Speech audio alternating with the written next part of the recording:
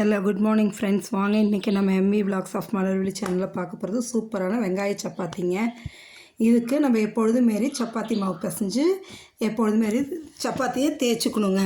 இதுக்கு ஷேப்பெல்லாம் முக்கியமில்லை, நீங்கள் தேய்ச்சிருங்க, அவ்வளோதான். மெலிசாக நல்லா தேய்ச்சிக்கிட்டு நல்லா மேலே எண்ணெய் தடவி விட்டுருங்க. லேசாக எண்ணெய் தடவிட்டு அதுக்கு மேலே நல்லா பெரிய வெங்காயம் வந்து எந்த அளவு பொடியாக நறுக்க முடியுமோ பொடியாக நறுக்கி வச்சுக்கோங்க. இல்லை சாப்பரில் போட்டு எடுத்தாலும் எடுத்துக்கலாங்க. போட்டு எடுத்து வச்சுக்கிட்டு அந்த வெங்காயத்தை எடுத்து ஃபுல்லாக சப்பாத்தி மேலே தூவி விடுங்க. நல்லா தூவிட்டு கொத்தமல்லி தலையும் கொத்தமல்லி இலையும் நல்லா பொடியாக நறுக்கி வச்சுருக்கேங்க. அதையும் எடுத்து ஒரு மேலே அப்படியே லேசாக தூவி விடுங்க. தூவி விட்டுட்டு சில்லி ஃப்ளேக்ஸும் அதேமாரி வச்சுருக்குறோம் இல்லையா, அந்த சில்லி ஃப்ளேக்ஸையும் எடுத்து தூவி விடுங்க. இப்போ வெங்காயம், கொத்தமல்லி தலை, சில்லி ஃப்ளேக்ஸு மூணுமே நல்லா ஸ்ப்ரிங்கிள் பண்ண மாரி அப்படியே தூவி விட்டு அப்படியே ஹாஃபாக மடிங்க.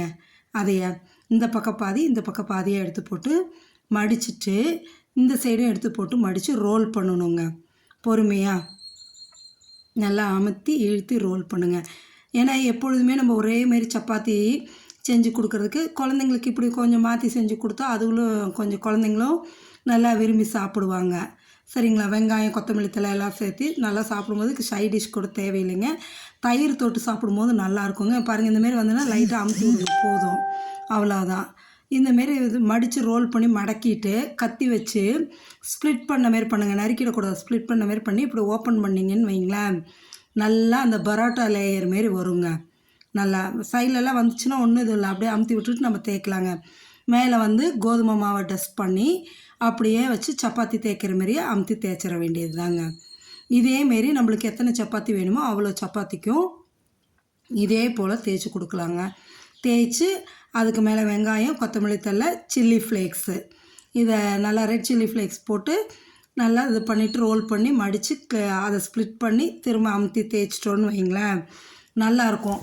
அப்படியே சாப்பிட்றதுக்கும் நல்லாயிருக்குங்க. வெங்காயத்தோட காரமும் அந்த சில்லி ஃப்ளேக்ஸோடது, கொத்தமல்லி தலையோட வாசம் நல்லாயிருக்கும். தயிர் தொட்டு சாப்பிட்டாலும் நல்லாயிருக்குங்க. இல்லை தேங்காய் சட்னி கூட தொட்டுக்கலாம். நான் இன்றைக்கி தேங்காய் சட்னி வச்சுருக்கேங்க. நான் தயிரும் தொட்டு சாப்பிடுவேங்க, சூப்பராக இருக்கும். நான் ஆர்டினரியாக எப்பொழுதும் மாரியே சப்பாத்தி செய்கிறதுக்கு இந்தமாரி ஒரு வெங்காயம் போட்டு செஞ்சு கொடுக்கும்போது இன்னும் நல்லா டேஸ்ட்டாக இருக்கும்.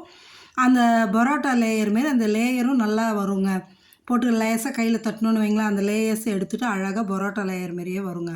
நல்லாயிருக்கும். இந்த மாதிரி நீங்களும் ட்ரை பண்ணி பாருங்கள், சூப்பராக இருக்கும். இதேமாரி எல்லாமே நீங்கள் செஞ்சு மாவு எத்தனை சப்பாத்தி வேணுமோ அதுக்கு ரெடி பண்ணி வச்சுட்டு நம்ம தோசைக்கல்லில் நல்லா சூடானதும் போட்டு நெய்யோ எண்ணெயோ அது நம்மளோட ஆப்ஷனுங்க.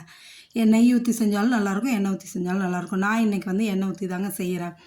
நீட்டாக நல்லா சுற்றி எண்ணெய் ஊற்றி பொறுமையாக மீடியம் ஃப்ளேமில் வச்சு 2 பக்கமும் திருப்பி போட்டு எடுக்கும்போது அவ்வளோ டேஸ்ட்டாக இருக்குங்க. குழந்தைங்களும் இந்தமாரி மாற்றி மாற்றி நம்ம வேறு மாரி செஞ்சு கொடுக்கும்போது அவங்க விரும்பி சாப்பிடுவாங்க. நம்மளுக்கும் அந்த டேஸ்ட் பிடிக்குங்க, நல்லாயிருக்கும். நீங்களும் ட்ரை பண்ணி பாருங்கள் மறக்காமல், அவ்வளோ நல்லாயிருக்கும். இதேமாரி எல்லாமே ரெடி பண்ணி வச்சுக்கலாங்க. ரெடி பண்ணி வச்சுட்டு நம்ம செஞ்சோன்னு வைங்களேன், சீக்கிரமாக செஞ்சு எடுத்துடலாம். நல்லா சூடாக சாப்பிட்றதுக்கும் தேங்காய் சட்னியோடையோ தயிரோடையோ வச்சு சாப்பிடும்போது அவ்வளோ நல்லா டேஸ்ட்டாக இருக்குங்க.